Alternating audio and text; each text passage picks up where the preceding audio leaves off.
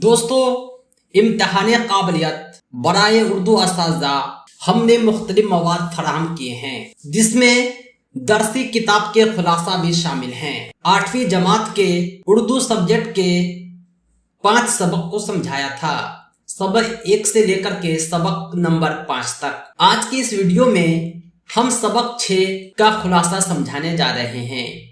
इसके अलावा भी हम सबक 7, 8, 9, 10 को देखेंगे। आप वीडियो में लास्ट तक बने रहें। लेकिन उससे पहले मैं कहना चाहूंगा, अगर आप दक्षता परीक्षा इम्तिहान काबिलियत में शामिल होने वाले हैं तो हमसे कंप्लीट नोट्स हासिल कर सकते हैं। दक्षता एग्जाम की कंप्लीट तैयारी सामान्य शिक्षकों के लिए हिंदी भाषा में, उर्दू शिक्षकों के लिए उर्दू भाषा में हम फराहम कराते हैं। अगर आप हमारे notes, crash course, test series, private video वगैरह हासिल करना चाहते हैं तो आप 7631314948 पर कॉल व्हाट्सएप कर सकते हैं। हमारे नोट्स आपके व्हाट्सएप पर भेजे जाएंगे।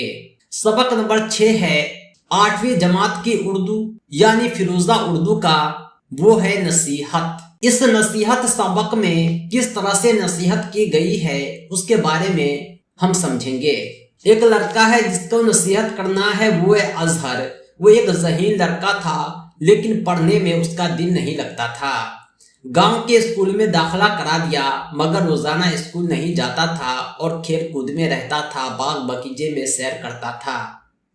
वो काफी परेशान था। उनके लोग, उनके अम्मी अब्बू, ये सब अक्सर उन्हें पढ़ाई की ताकीद करते और नसीहत क्या करते थे। एक रोज की बात है, अजहर जो है स्कूल के लिए रवाना होता है। रास्ते में उसका दोस्त मिलता है सुफियान।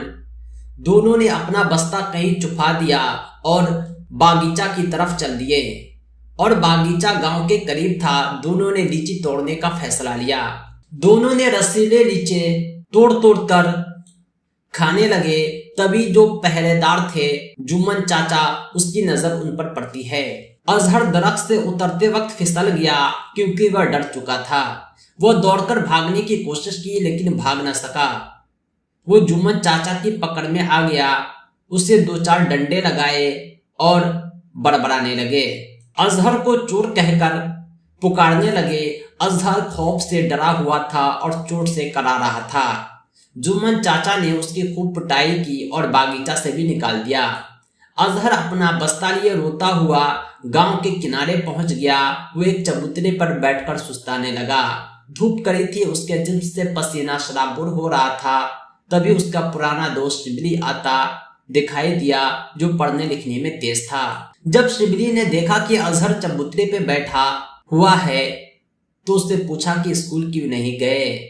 अजहर घबराया और शर्मिंदा था। सारी कहानी उसे सुनाता है और बहुत अफसोस करता है। अजहर के जो दोस्त थे शिबली, उसकी वालिदा ज़ईफ और नेक दिल खातून थी, यानी बूढ़ी औरत थी। अजहर की करतूतों का उसे पहले से इल्म था। वो अजहर को अपने पास बुलाती है और सर पे हाथ रखकर प्यार से, बड़े मोहब्बत से नसीहत करती है और उसे शिबली जैसा बनने को कहती है और आगे बढ़ने को कहती है। उसे चोरी के नुकसान समझाती है और कहती है कि तुम पढ़ोगे लिखोगे तो एक दिन अच्छे और बाइज्जत आदमी बन जाओगे। अजहर शिबली की अम्मी की बातों को काफी गौर से सुन रहा था और अच्छे से समझ रहा था और उसे एहसास हो रहा था कि बुरे लोगों की सोबत में आकर हम बुरे बन गए। वो शिबली की माँ से वादा करता है कि अब मैं पढ़ाई पर ध्यान दूंगा और अच्छा इंसान बनने की कोशिश करूंगा। यह कहते हुए अजहर घर की तरफ चल पड़ा और उसी अजहर ने एक दिन बड़ा डॉक्टर बनकर अपने वालिदैन का नाम रोशन किया। दोस्तों, यही होता है नसीहत, जो एक बुरे इंसान को भी बड़ा इंसान बना देता है। इस मारूदी सवालात को आप हल कर सकते हैं। शिबली इसकी कौन सी मिसाल है? शिबली जो है इसमें मारफा है।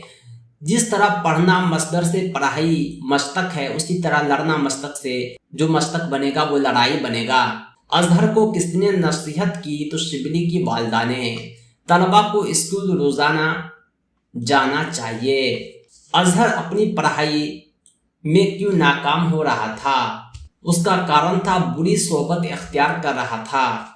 इसी बुरी सोबत की वजह से वो अपनी पढ़ाई में नाकाम हो रहा था। इस तरह के मारूदी सवालात आपसे पूछे जा सकते हैं। कुछ और सवालात हैं जिसे आप आसानी से हल कर पाएंगे ताकि जो इसी नसीहत से लिए गए हैं। कुछ वाहिद हैं, उसे जमा बनाना है। असर से असरात, परेशान से परेशानियां, बागीचा से बाग, ये जमा है, इसका वाहिद बनाना है। नसीहत से नसीहतें, वाक़यात जमा है, इसका वाहिद वाक़या होगा। नसीहत को देखकर आप खाली जगह को भर सकते हैं। अजहर का पढ़ने में दिल नहीं लगता था। अजहर अपना बस्ता लिए स्कूल जा रहा था। सुफियान डैश को अपने पॉकेट में भरने लगा, लीची को। डैश बागीचा का पहरेदार था। बागीचा के पहरेदार का नाम क्या था? चोर कहीं का चोरी करता है। इस तरह से जो है आप खाली जगह को भर सकते हैं। मुताजात का मतलब होता है उल्टा। बेईमान का उल्टा हो जाएगा ईमानदार। धूप का बारिश, अच्छा का बुरा, इंसान का शैतान, ज़ईफ का जवान, कामयाब का नाकाम। जुमले में इस्म और सिफत को तलाशना है। इस्म उसे कहते हैं जो एक नाम हो, जैसे अजहर। सिफत उसे कहते हैं जो खूबी को बताए, जैसे ज़हीन, ये लड़के की खूबी है। यहाँ अल्फाज तलाशना है, जैसे नेकी करने वाले को नेक कहते हैं। खूब पढ़ने वाले को क्या कहते हैं? जो खूब पढ़ता है उसे पढ़ाकू कहते हैं। रहम करने वाले को रहमदिल कहते हैं। मदद करने वाले को मददगार कहते हैं। मेहनत करने वाले को मेहनती कहते हैं। इल्म का जानने वाले को आलिम कहते हैं। उर्दू की दरसी किताब दर्जा 8 फिरोजा उर्दू हिस्सा 3 का जो 7वां सबक है वो है मुजाहिदे आज़ादी डॉक्टर सैयद महमूद। आज के इस चैप्टर में हम डॉक्टर सैयद महमूद की हयात ज़िंदगी और उसकी जद्दोजहद जो आज़ादी के ताल्लुक से अहम तरीन है उस पर गौर करेंगे। डॉक्टर सैयद महमूद की जो पैदाइश होती है जिला गाजीपुर के एक कस्बा में होती है सन 1889 ईस्वी में। इनके वालिद का नाम था मुल्ला मोहम्मद उमर। वे अपने बेटे को आलिम बनाना चाहते थे। उनमें दीनी तालीम का रुझान पैदा करने के लिए मुल्ला सैयद महमूद कहकर मुखातिब क्या करते थे। डॉक्टर साहब की इब्तदाई तालीम जौनपुर में हुई, फिर वो बनारस चले गए। वहाँ उनकी अंग्रेजी तालीम शुरू हुई। अंग्रेजी तालीम के असर से आंखें खुली। फिर उन्होंने अल्लामा शिबली नोमानी वगैरह की तसन्नात पढ़ी। एक अंजुमन अखवानुल सिफा के नाम से कायम की, जिसमें हर हफ्ता तकारीर के प्रोग्राम होते थे। मौसूफ इस अंजुमन से वाबस्ता हुए इसमें जुलूस में तकरीर करने लगे। उनकी तबी रुझानात को देखते हुए उनके सरपरस्तों ने उन्हें अलीगढ़ भेजने का फैसला किया। आगे की तालीम के लिए 1900 ईस्वी में बनारस से अलीगढ़ गए। आगे की तालीम उसके अलीगढ़ में होती है और उस समय अलीगढ़ जो था मुसलमानों की ज़हनी, सियासी, तालीमी, इल्मी तरक्कियों का सेंटर माना जाता था। जो आवाज़ अलीगढ़ से उठती थी सारे हिंदुस्तान में सुनी जाती थी। हुकूमत बरतानिया यानी ब्रिटिश सरकार मुसलमानों के कौमी व मिली मुफाद के लिए अलीगढ़ को ही मुसलमानों का तर्जुमान मानती थी। हालांकि सैयद महमूद में ज़हनी बेदारी बनारस ही के मुख्तसर क़याम में पैदा हो गई थी। उनकी तालीम में आगे और सियासी समझ जाते हैं सब कुछ अलीगढ़ में होती है। अलीगढ़ के बाद इंग्लैंड और कैम्ब्रिज में आगे की तालीम के लिए जाते हैं। जब डॉक्टर साहब 1913 में वतन वापस आते हैं तो 1915 में वो बैरिस्टर मौलाना मजहरुल हक साहब की रहनुमाई में पटना हाईकोर्ट में वकालत शुरू कर देते हैं। डॉक्टर सैयद महमूद एक होनहार और कामयाब वकील होते हैं। मौलाना मजहरुल हक उनकी ज़हानत और बसीरत से इस कदर मुतासिर हुए कि सीनियर और जूनियर के ताल्लुक को रिश्तेदारी में तब्दील कर दिया। उन्होंने अपनी भांजी जिसका नाम था रफ़ीक़तुल फातिमा से डॉक्टर सैयद महमूद की शादी कर दी, जो डॉक्टर साहब की इनकलाबी और सियासी ज़िंदगी के सफ़र में सच्ची हमसफ़र साबित हुई। यानी कहने का मतलब यह है कि डॉक्टर सैयद महमूद की जो अहलिया थी वो मौलाना मजहरुल हक की भांजी थी। वो सियासत में हिस्सा लेते रहे और इस दौर में ऑल इंडिया कांग्रेस कमेटी के मेंबर बने। 1921-1923 में ऑल इंडिया कांग्रेस कमेटी के जनरल सेक्रेटरी के अहम तरीन ओहदे पर फायज हुए। उन्होंने मुल्क व कौम के लिए गैर मामूली खिदमत अंजाम दिया, कई बार जेल गए, अनेकों कुर्बानियां दी और जनरल सेक्रेटरी के ओहदे पर कायम रहे। 7 बरस तक ऑल इंडिया कांग्रेस कमेटी के ओहदे पर सरफराज रहे। हजारों जलसों में जोश भरी तकरीर की और अंग्रेजी हुकूमत को उखाड़ फेंकने की जिम्मेदारी दी। 1935 के इलेक्शन में कांग्रेस के इंतखाब में डॉक्टर साहब भी शिरकत की और 2 हलकों से खड़े हुए, दोनों में कामयाब हुए। उन्होंने कई तसनीफ भी लिखे हैं, बहुत सारे रिसाले भी जारी किए हैं। खास तौर से जो इसका मशहूर रिसाला है खिलाफत और हिंदुस्तान के नाम से, जिसका अंग्रेजी में तर्जुमा भी कसीरुत तादाद में शाये हुआ और पसंद किया गया। दीवाने गालिब के बदायूं एडिशन को उन्होंने ही मुरत्तिब किया और गालिब के काम पर नए अंदाज में मुकदमा लिखा। वक्तन फवक्तन दिबाचा भी लिखते थे। बहुत सी नामुकम्मल तसानीफ और मज़ामीन उनके इंतकाल के बाद मिले। जदीद हिंदुस्तान के मेमार में डॉक्टर साहब भी शामिल किए गए हैं। बिहार के लिए ये बड़े फख्र की बात रही है कि वो इस सूबे से हमेशा वाबस्ता रहे हैं। 28 सितंबर 1971 को इनका इंतकाल होता है और मौलाना आज़ाद मेडिकल कॉलेज कब्रिस्तान में वो मदफून होते हैं। डॉक्टर सैयद महमूद के खानदानों में 3 बेटे और 3 बेटियां हैं। एक बेटी बेगम हमीदा बिहार कानून साज असेंबली की रुकन भी रही है और उनके खल्फ दोयम का मेरठ सैयद हबीब साहब कम्युनिस्ट पार्टी के मशहूर लीडर थे। डॉक्टर सैयद महमूद की पैदाइश गाजीपुर में होती है। वो अलीगढ़ गए थे पढ़ने के लिए। जर्मनी से डॉक्टरेट की सनद हासिल करने के बाद पटना में उन्होंने वकालत की शुरुआत की थी। 1971 में इनकी वफात हो जाती है। इल्म जानने वाले को आलिम कहा जाता है। खबर की जमा अखबार होता है। हम माना लफ्ज ऐसे लफ्ज को कहते हैं जिसका माना सेम हो। चांद को आप महताब कह सकते हैं, अव्वल को पहला कह सकते हैं, सूरज को आफ्ताब कह सकते हैं, आपको पानी कह सकते हैं, अब्र को बादल कह सकते हैं, अश्क को आंसू कह सकते हैं। डॉक्टर सैयद महमूद के हयाती जिंदगी से मुतालिक सवालात हैं। डॉक्टर सैयद महमूद की पैदाइश कब हुई थी?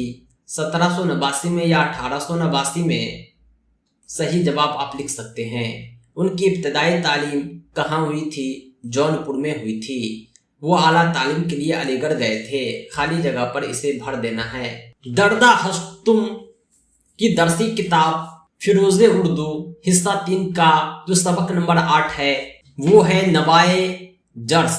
इसमें एक नज़म कही गई है, जोश भरी नज़म। आइए हम इसका तबसरा समझाते हैं। कहा गया है कि बढ़े चलो बढ़े चलो बढ़े चलो बढ़े चलो बिरादराने नौजवान, यानी जो नौजवान बिरादर हैं, गुरूर का रवा हो तुम, यानी तुम घमंडी बड़ी दास्तान हो, जहां पीर के लिए शबाबे जावदा हो तुम।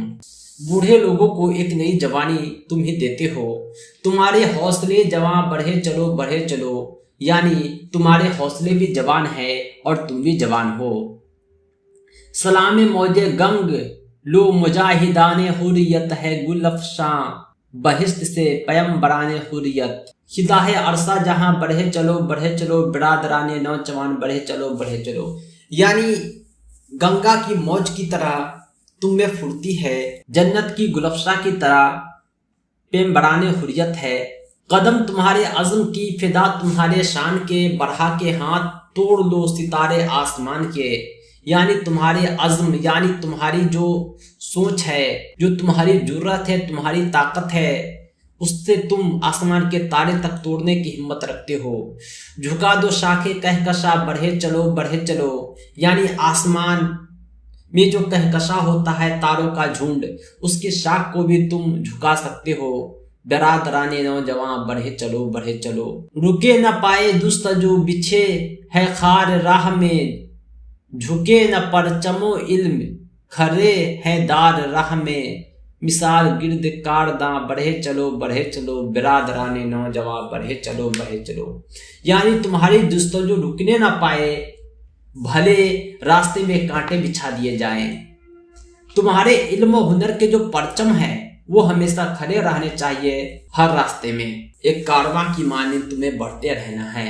खिले हैं फूल जख्म के अजल गले का हार है, लहू से सुर्ख है कफन ये मुज्द है बहार है, निसार तेग खूफशा बढ़े चलो। यानी जख्म के फूल खिल जाए, गले का हार अजल बन जाए, लहू से कफन सुर्ख हो जाए, बदन सुर्ख हो जाए, फिर भी तुम्हें बढ़ते चलना है।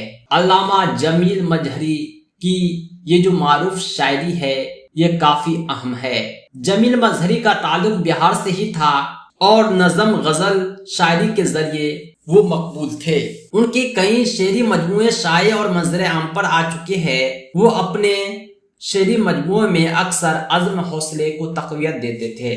मारूती सवालात आप हल कर सकते हैं। जमील मजहरी का ताल्लुक किस सूबे से है? बिहार से। इसमें कौन शेरी मजमूआ जमील मजहरी का है? जमील मजहरी ने बहुत सारे शायरी लिखी है।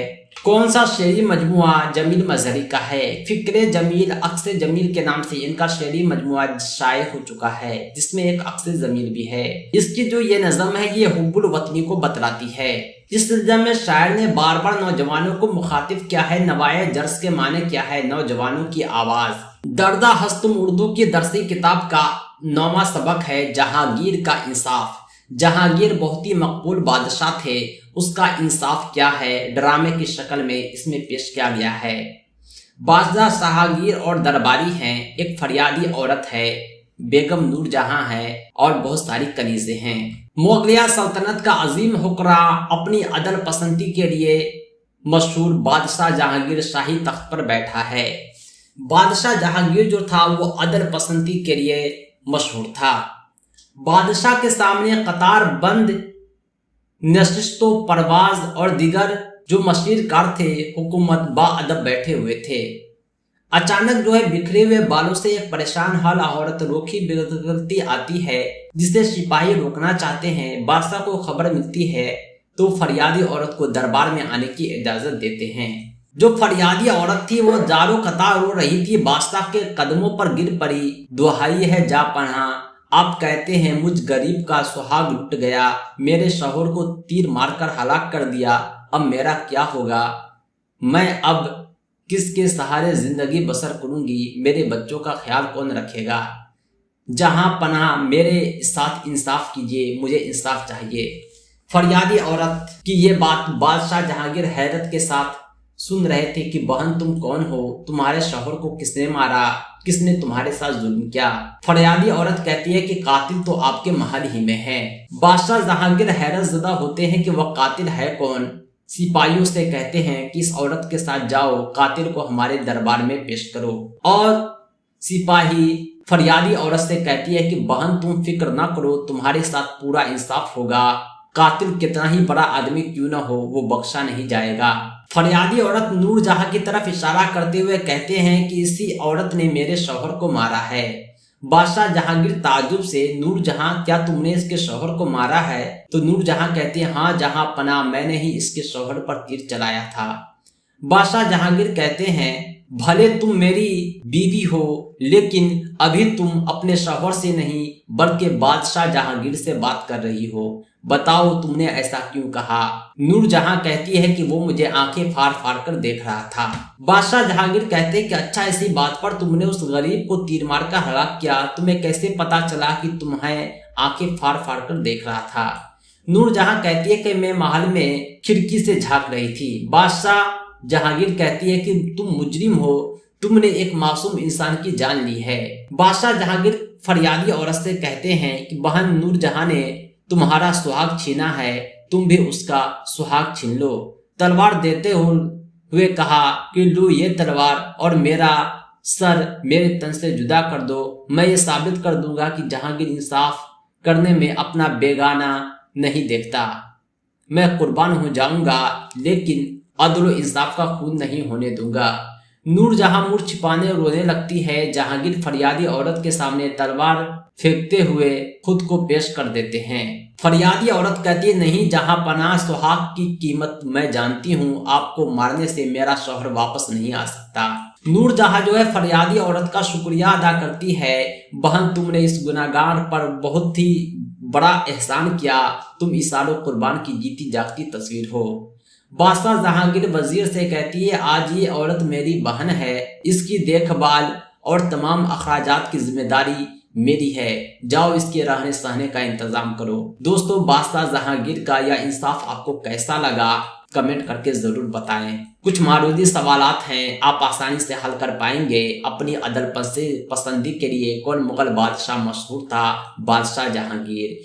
नूरजहां ने किस पर तीर चलाया? नूरजहां ने एक नौजवान मर्द पर तीर चलाया। नूरजहां बादशाह जहांगीर की बेगम थी। फरियादी औरत का सुहाग लुट गया। दर झैल में कौन सा अल्फाज महल की जमा है? महल की जमा हो जाएगा मोहल्लात। जहां बहुत सारे महल हो उसे मोहल्लात कहते हैं। अदल का मुतरादिफ होता है इंसाफ। जहांगीर आदलिया सल्तनत मुगलिया सल्तनत का अजीम तरीन हुक्मरान था। बादशाह जो थे वो शाही तख्त पर बैठे हुए थे। फरियादी औरत दरबार में दाखिल हुई। कातिल आपके ही महल में है, मैं महल की खिड़की से झांक रही थी। कुछ कवायद भी हैं, काफी इंपॉर्टेंट है। जमाना के लिहाज से फेल की 6 किस्में हैं, माजी, हाल, मुस्तकबिल, मुजारा, अमर नहीं। माजी कहते हैं गुजरे हुए जमाने को, हाल मौजूदा जमाने को, मुस्तकबिल आने वाले जमाने को। फेल अमर वो फेल है जिसे किसी काम के करने का हुक्म हो,